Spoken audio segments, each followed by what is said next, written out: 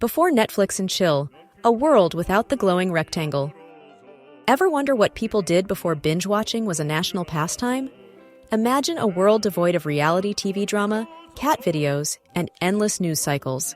Buckle up, history nerds, because we're diving headfirst into the pre-television era. Before the hypnotic glow of the television screen, radio reigned supreme.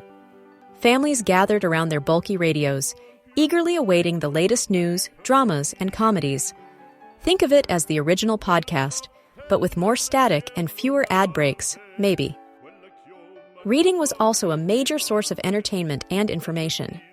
Newspapers were thicker, books were cherished, and libraries were bustling hubs of activity. People actually talked about what they read, imagine that.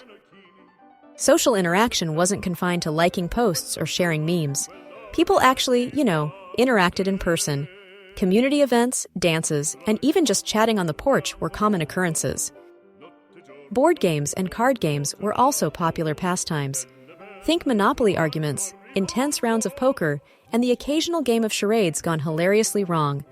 It was a simpler time, perhaps, but certainly not a boring one. News traveled slower, relying on newspapers, radio broadcasts, and word of mouth. This meant information was often more considered and less sensationalized, though not always.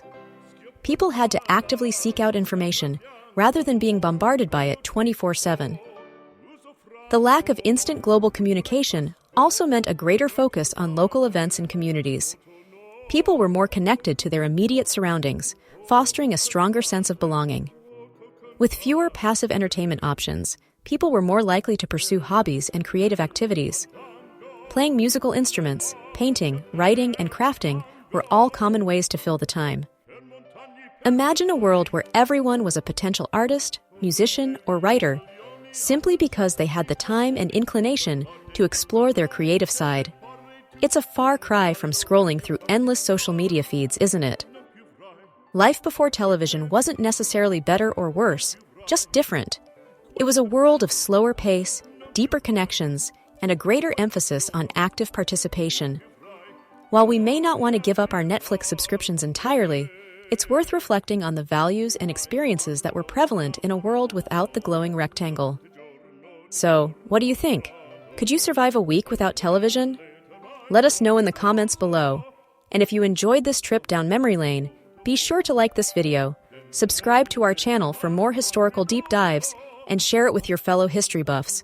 Your support helps us keep the past alive.